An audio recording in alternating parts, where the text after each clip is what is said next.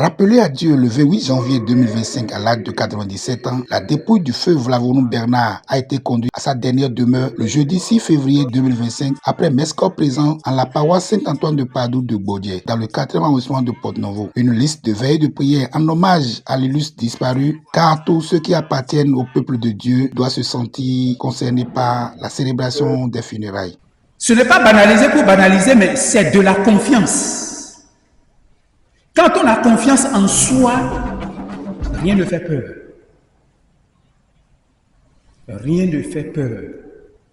Et c'est des signes de foi, des signes de la confiance en Dieu. Mais quand on a confiance en Dieu, qu'est-ce qui peut nous faire encore peur? Il a passé sa vie dans la foi, dans la sérénité, dans la confiance en Dieu, en faisant le bien. Homme qui rassemble, homme de tempérance. Dieu le connaît plus que nous-mêmes. Dieu le connaît plus que lui-même. Bon père, bon berger pour sa famille. Chaque fois qu'un être cher nous quitte, c'est Dieu qui nous fait signe. Demain ne nous appartient pas. Un moment riche en célébration eucharistique par un collège de prêtres catholiques présidé par le père Ernest Bédan, vicaire général du diocèse de Porto-Novo, en soutien au père Julien Elo Soso, fils du disparu. Plus qu'une simple tradition, elle représente un moment clé dans le processus du deuil. Oui, je suis un pèlerin sur terre. Ma maison n'est pas ici-bas. Je suis en route vers mon Père. Au ciel, il m'accueillera. Frères et sœurs en Christ, je voudrais maintenant simplement que nous nous tournions vers les textes que nous propose la liturgie de ce jour. En l'occurrence, vers l'extrait de l'Évangile selon saint Marc qui vient d'être proclamé. Je retiens pour moi, pour vous, et un peu à la lumière de la vie de Papa Bernard, que Jésus invite et appelle tous les baptisés à être apôtres, à être missionnaires, à aller en mission. Mais savons-nous que la mission du baptisé commence au seuil de sa maison, dans son quartier, dans les mouvements et groupes de prière et de dévotion de sa paroisse, son entourage immédiat? Oui, notre monde a plus besoin de témoins que de maîtres, comme le dit si bien le pape Paul VI.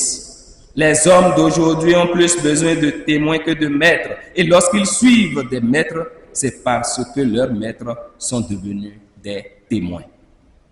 Papa Bernard, dans une simplicité déconcertante, a été missionnaire en vivant sa foi avec simplicité et authenticité. Sa vie missionnaire n'a peut-être pas été virale sur les réseaux sociaux, mais comme sel dans la sauce et le vin dans le pain, il a été missionnaire comme aux temps apostoliques. Oui, je suis un pèlerin sur terre. Ma maison n'est pas ici-bas. Je suis en route vers mon Père. Au ciel, il m'accueillera.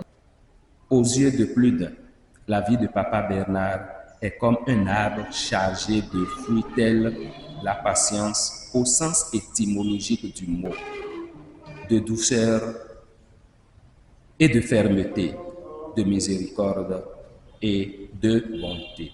Une messe d'action de grâce a été dite le dimanche 9 février 2025 en hommage à Feu Vlavonou Bernard en la paroisse Saint-Antoine de Padoue de Gbodje, à l'issue de laquelle des parents et amis se sont venus soutenir la famille Soso. C'est le père Guillaume Melon Houkari, fils de la paroisse Saint-Antoine de Padoue de Gbodje, en mission sur la paroisse Sacré-Cœur de Wadon. Le père Julien fut le premier prêtre de la paroisse de Gbodje, dont je suis originaire. Donc c'est un devoir pour nous de venir l'assister en tant que jeune frère. Notre impression, on ne peut pas enterrer un parent et on va dire que nos impressions sont bonnes. Mais plutôt ce que nous allons dire, c'est que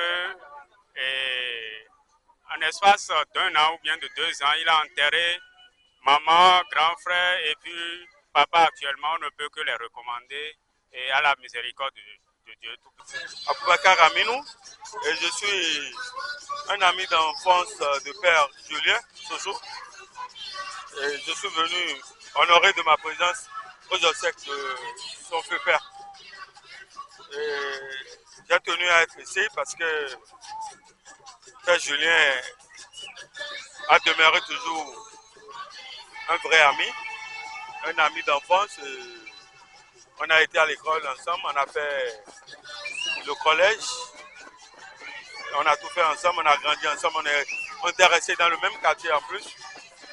Donc, je peux dire tout simplement que je suis venu assister à l'enterrement d'un papa aussi, parce que le fait que le papa était un des vieux du quartier, comme ça se passait avant, tous les parents étaient des parents dans le quartier. Donc, je ne peux que venir assister à cette cérémonie qui s'est très bien passée et j'ai bien apprécié et que Dieu accepte toutes les prières à leur endroit. On m'appelle Luis Maurice Sossou. Je suis enseignant, conseiller pédagogique. Aujourd'hui, nous sommes en train de célébrer la messe d'enlèvement de deuil de notre cher papa Vlavonou Bernard Sossou. Papa Vlavonou Bernard Sossou nous a mis au monde et nous a élevés pendant plusieurs années.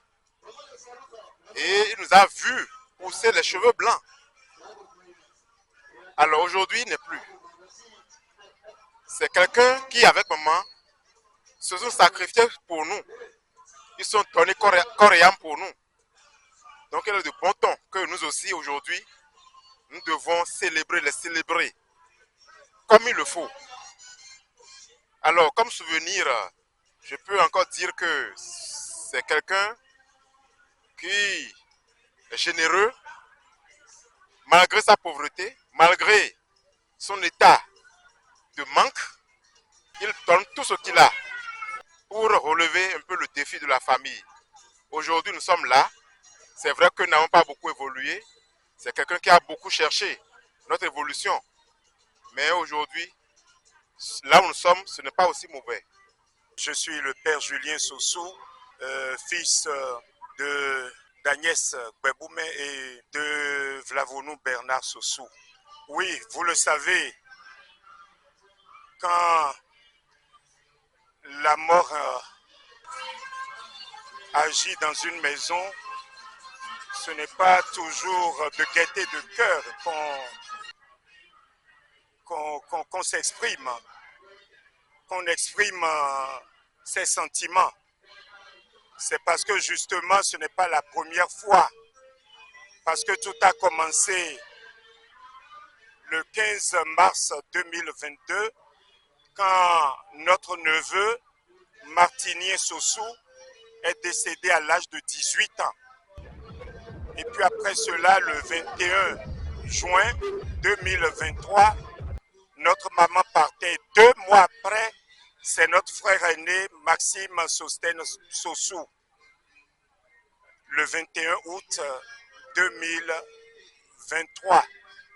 Et cette année, après mon anniversaire de naissance le 27, le 28, papa partait. Donc vous voyez un peu comment cela pourrait me mettre vraiment faible, très faible. Ça m'a affaibli, ça il faut le dire.